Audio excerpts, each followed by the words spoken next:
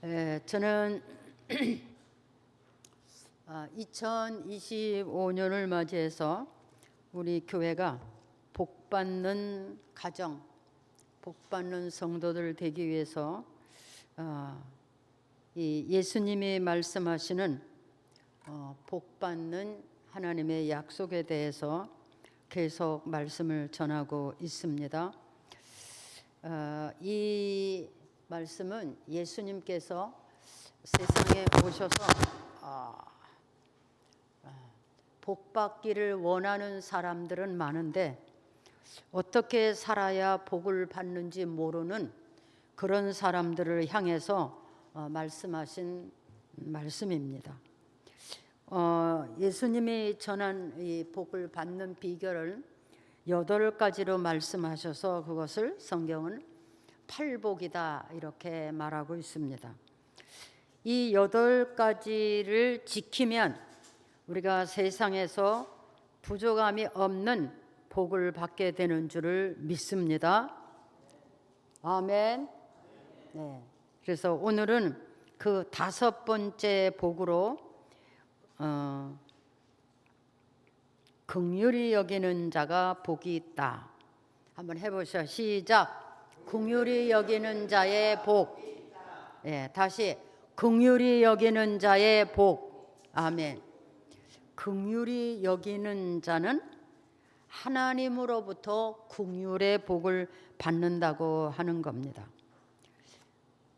긍휼히 여긴다는 말은 사전적 의미를 찾아보면 불쌍히 여긴다, 불쌍히 여겨서 그를 도와준다, 이런 것을 긍휼이라고 우리 사전에는 그렇게 기록이 되어 있습니다.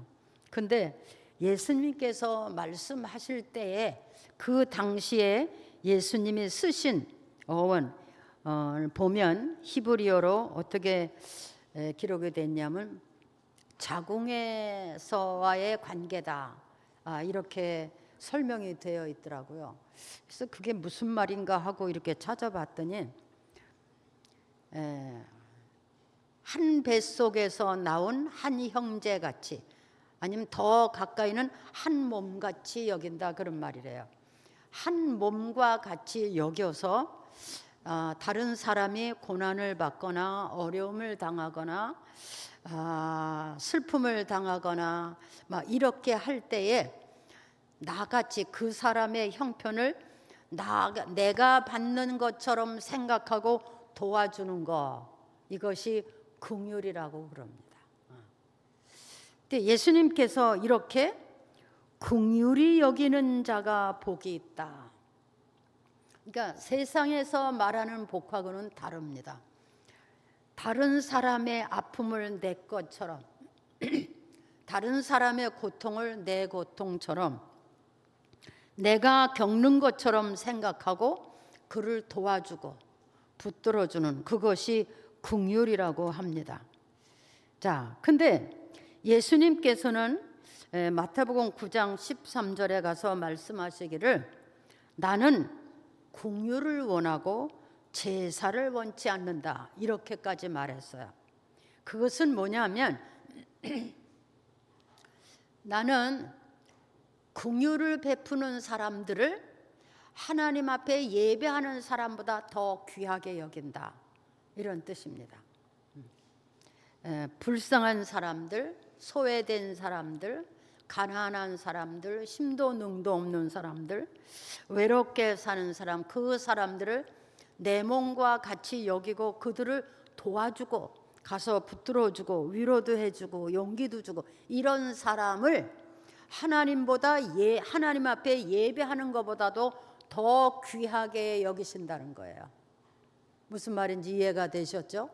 그러면 하나님이 긍휼에 대해서 얼마나 귀하게 여기시는지 우리는 이 말씀을 통해서 알 수가 있습니다. 그리고 또 말씀하시기를 나는 의인을 부르러 오는 것이 아니고 죄인을 부르러 왔다, 이렇게 말씀하셨습니다. 이 말씀은 무슨 말씀이냐?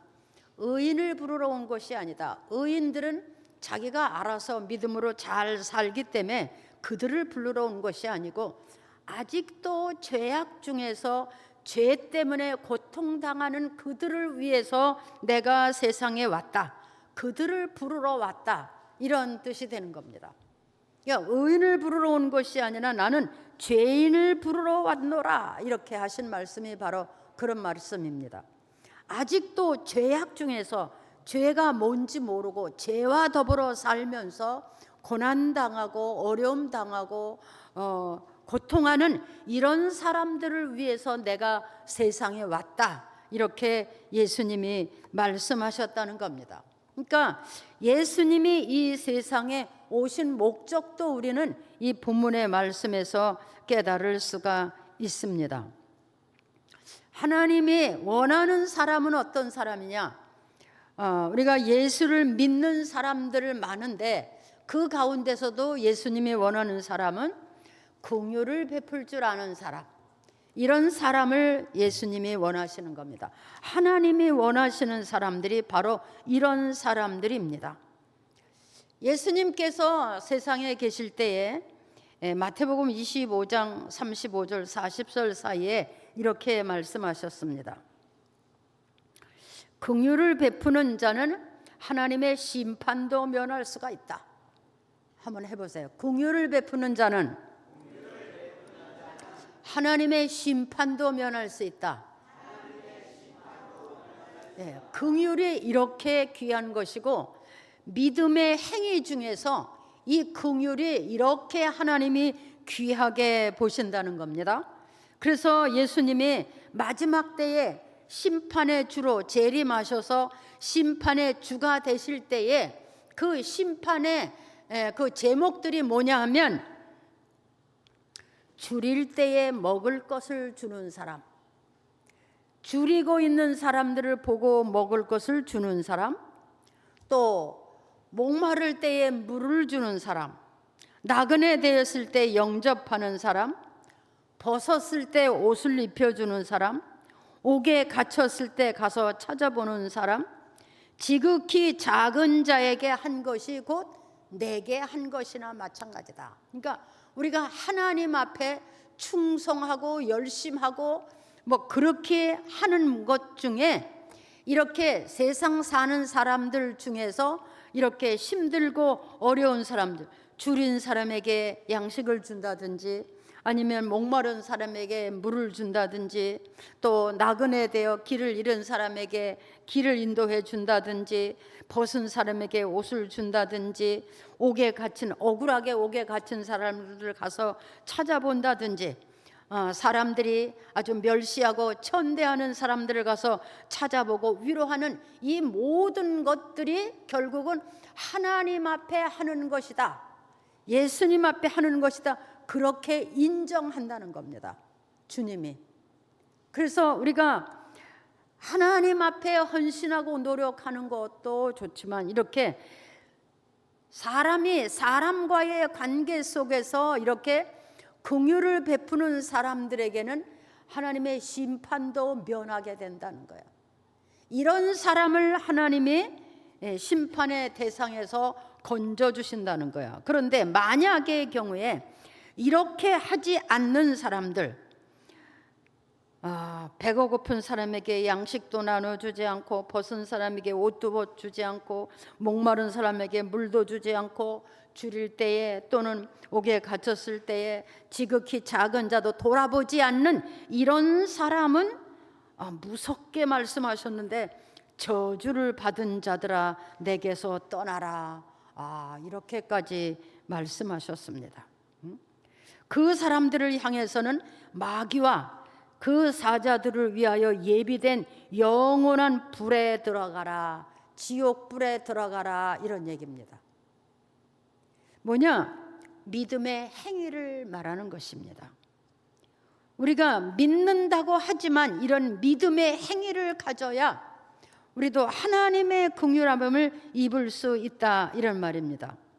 또 마태복음 18장 16절에 가서 보면 나는 믿는 이 작은 자 중 하나를 실족케 하는 자를 차라리 연잔 맷돌이 그 목에 달려서 깊은 바다에 빠지는 것이 낫다.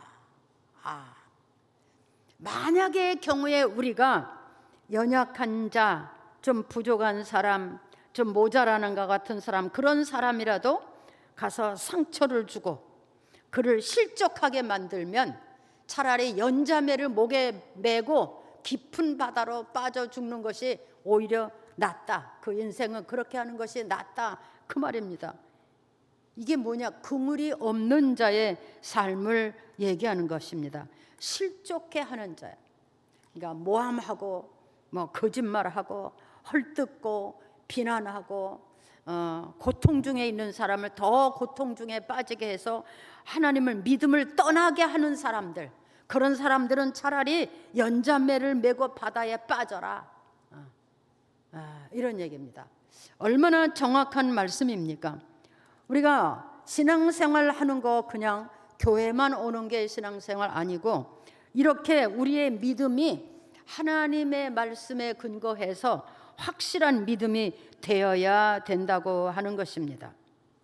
우리는 우리 자신도 모르게 어느 날 누군가를 모함하고 누군가를 비난하고 상처를 주고 실족해 만드는 일이 있을 수 있습니다.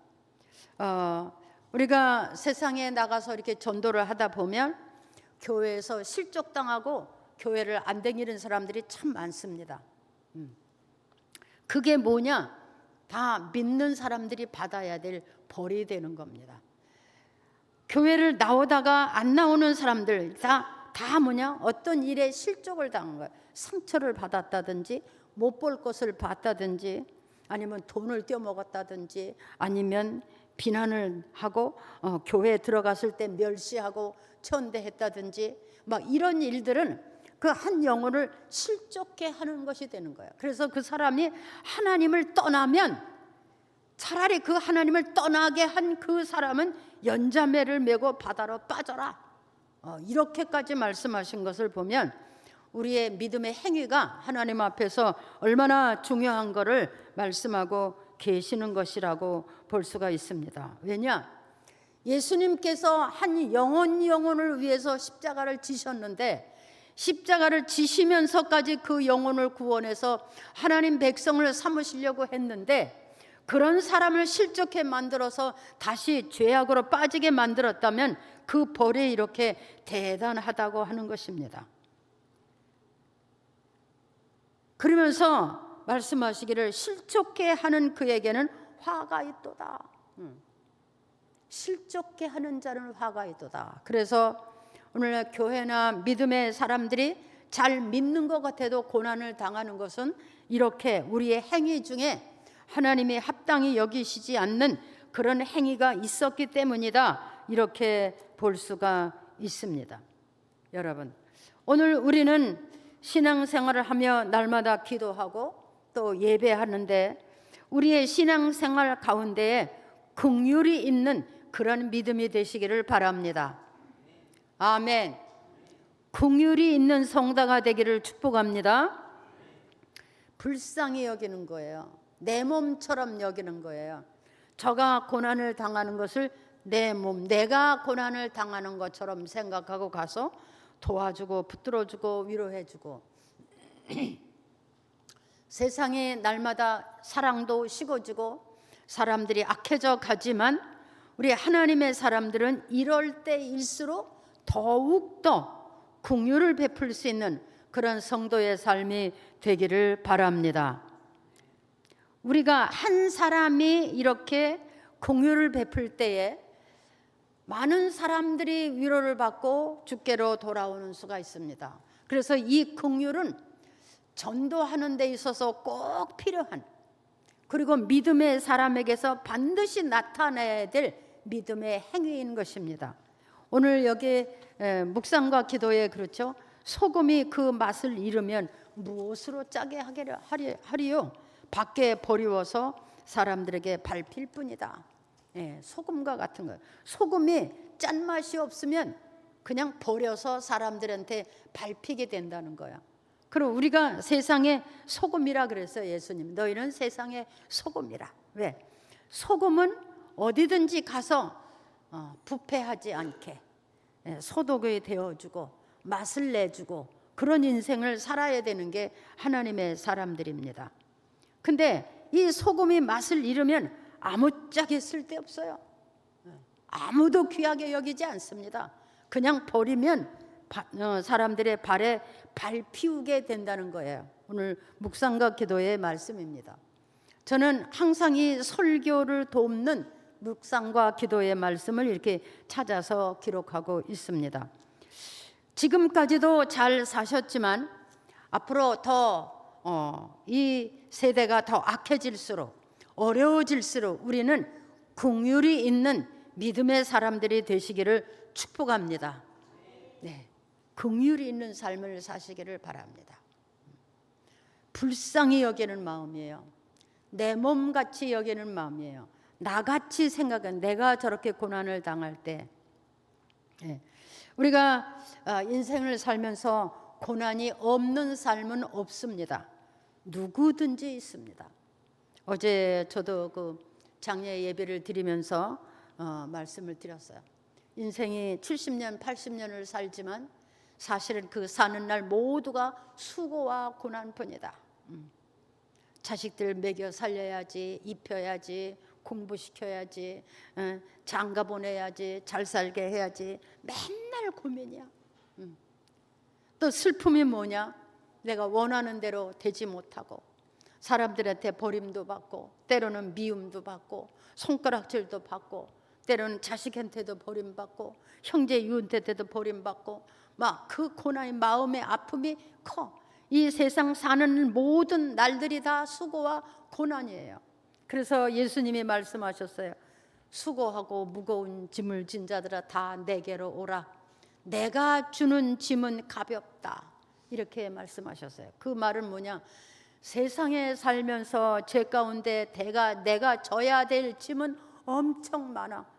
잠을 자지 못하고 수고하고 고생해도 얻는 것이 별로 없어. 그런데 내게로 돌아와라. 하나님 앞으로 돌아오면 내 법을 지키고 내 규례를 지키면 내가 너희의 그 수고와 고난을 대신 져주겠다, 이런 말씀이거든요. 그래서 말씀하신 거예요.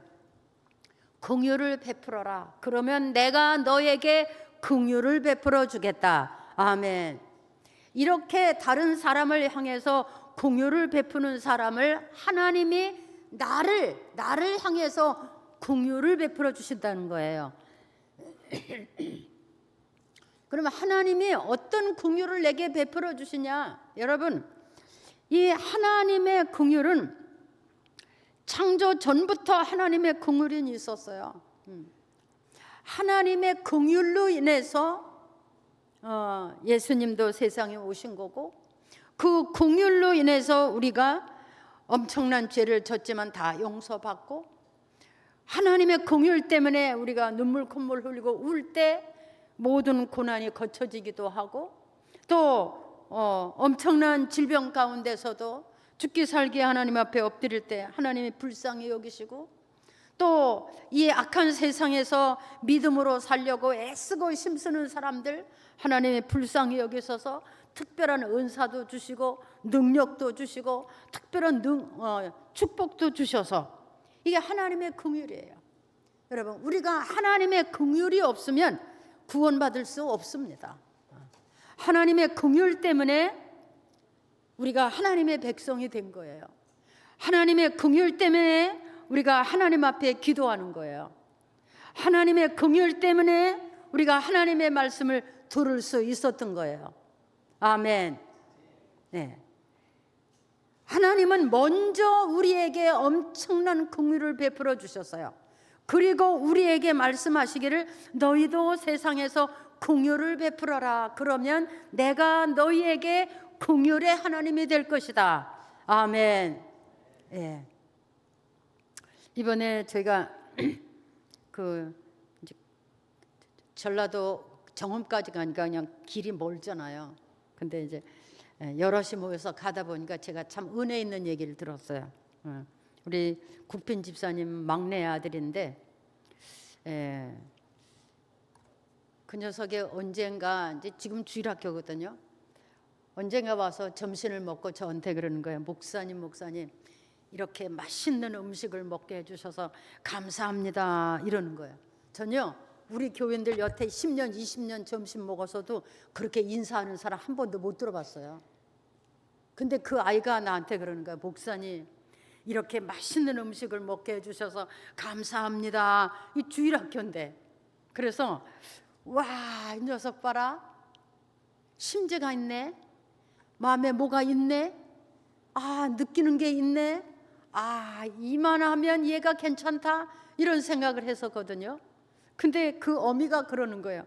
걔가요, 밥 먹을 때는요 얼마나 기도를 길게 하는지요 부흥회 하는 것 같도 돼요. 할렐루야. 예. 얼마나 기도를 많이 하는데 이것도 주시고 저것도 주시고 막 이렇게 기도한다는 거예요. 밥을 먹어야 되는데 계속.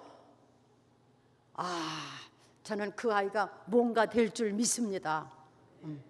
기도하면 된다는 것을. 우리가요 하나님 앞에 엎드려 기도하면요 하나님이 불쌍히 여기세요. 왜?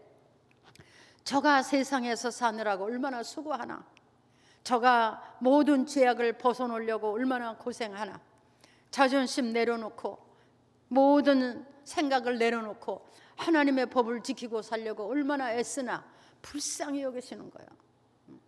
그래서 그의 소원을 들어주시는 거예요. 할렐루야. 예. 하나님은 우리에게 긍휼을 베풀어 주신다 그랬어요. 우리가 이미 먼저 긍휼을 받은 사람이지만 그 긍휼을 은혜로 알고 그 긍휼을 또 베푸는 사람이 될 때 하나님은 우리가 이 세상 끝날 때까지 우리에게 긍휼을 베풀어 주신다는 거예요. 할렐루야. 여러분, 만약에 힘들고 어려울 때 나 혼자라고 생각하지 마십시오. 반드시 주님이 우리와 함께 계십니다. 네. 길 갈 때 외롭다고 생각하지 마십시오. 주님이 보고 계십니다. 네.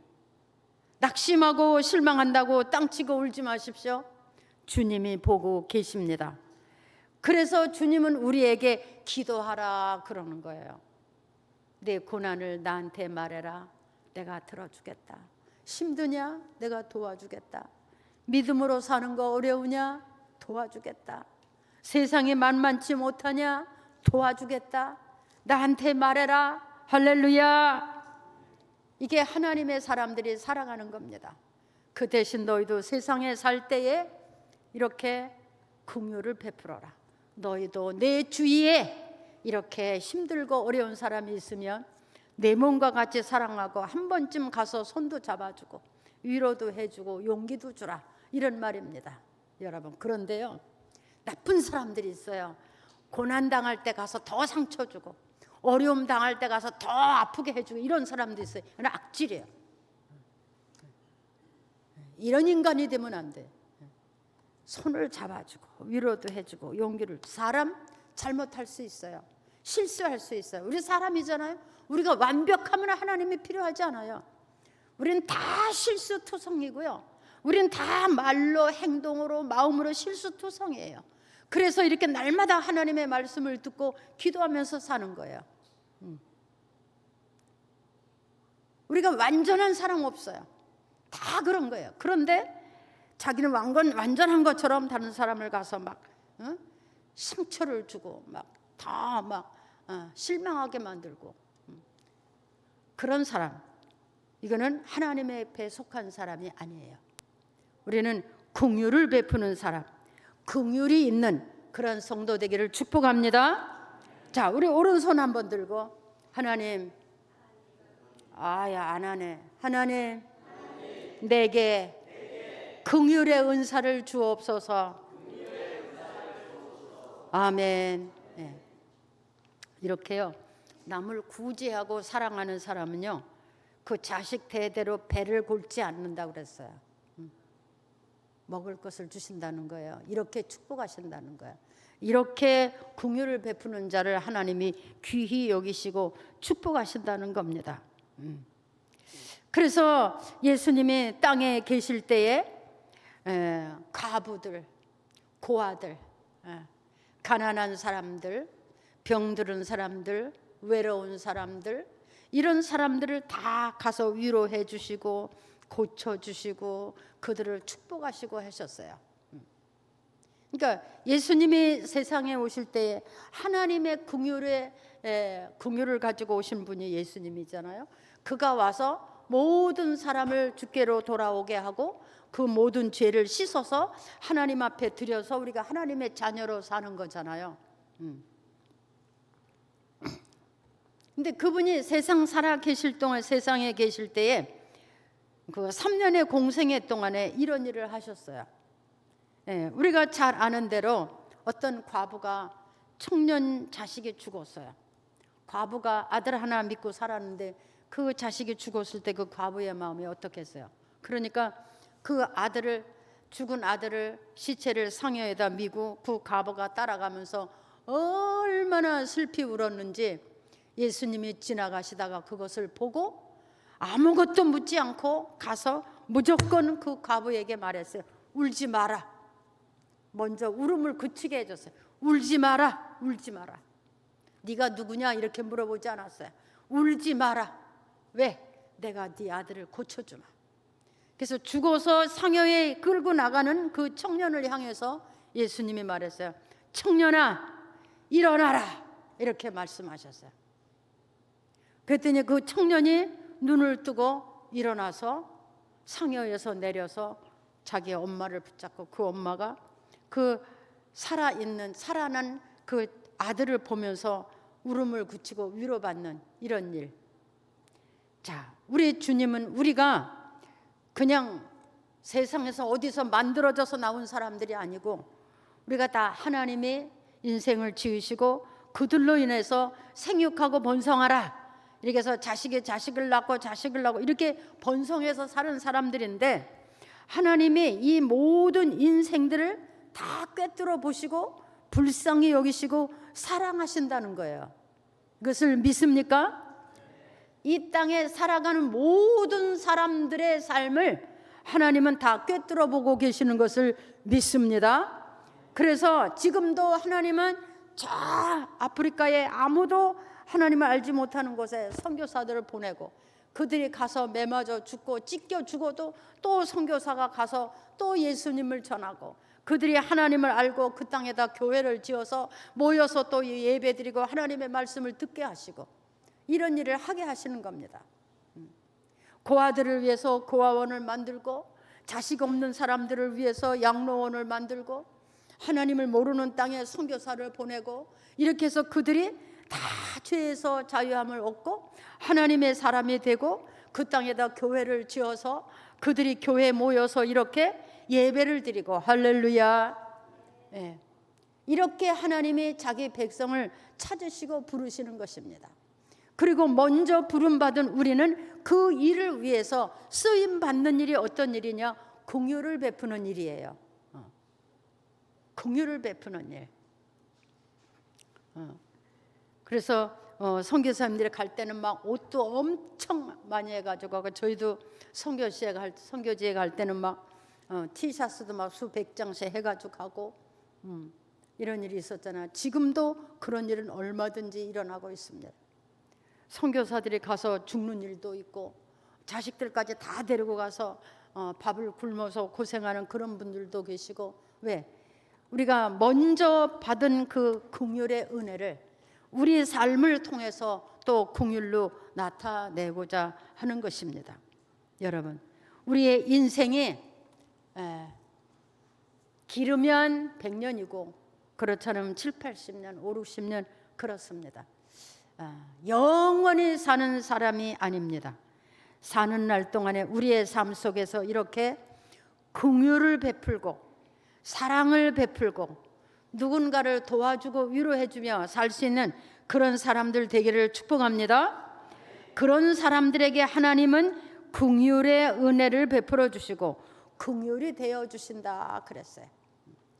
그런 사람의 기도를 들어주시고 그런 사람 집에 양식이 있게 하고 그런 사람들 집에 입을 옷이 있게 하고 그런 사람들에게 나누어질 모든 것이 있게 하고 긍휼이 되어 주신다고 하는 것입니다.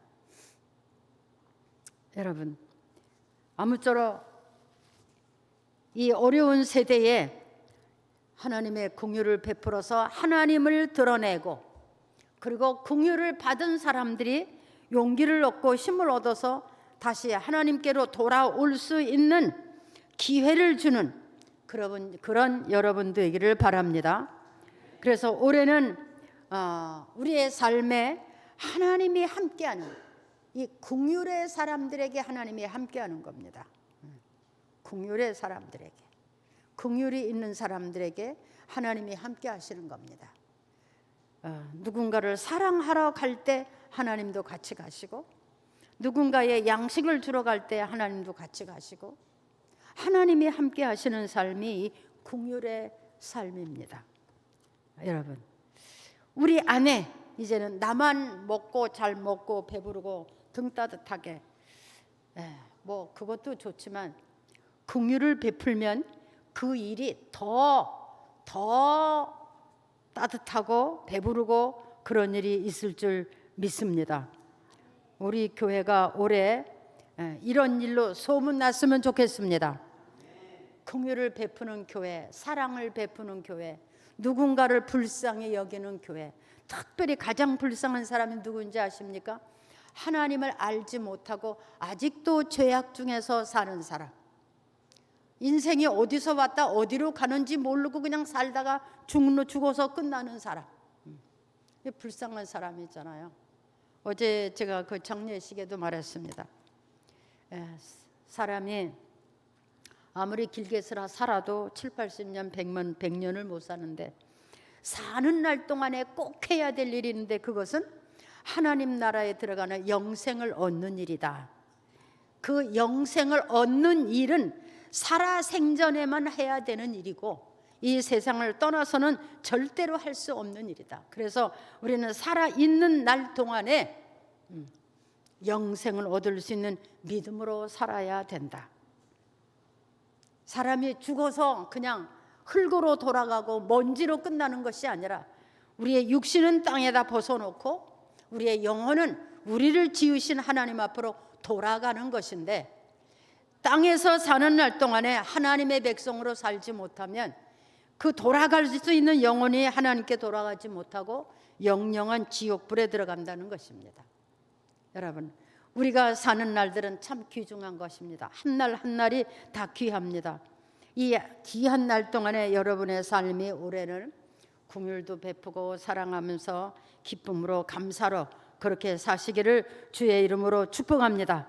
축복합니다. 자, 우리 오른손 들고 하나님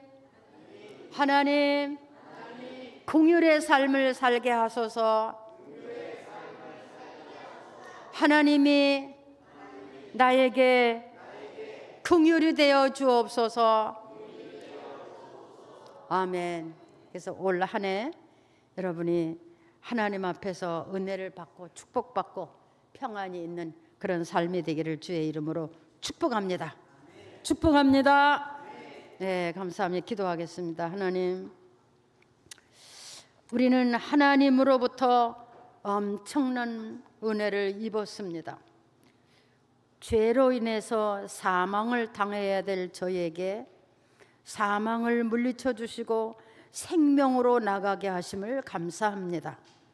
또 살아있는 날 동안에 하나님의 말씀을 주어서 하나님의 사람 의인으로 살게 하심도 감사합니다. 또 하나님을 향하여 기도하라 하시고 기도하는 것마다 응답해 주시니 또한 감사합니다. 우리의 있어야 될 것을 아시고 때마다 도와주심도 감사합니다.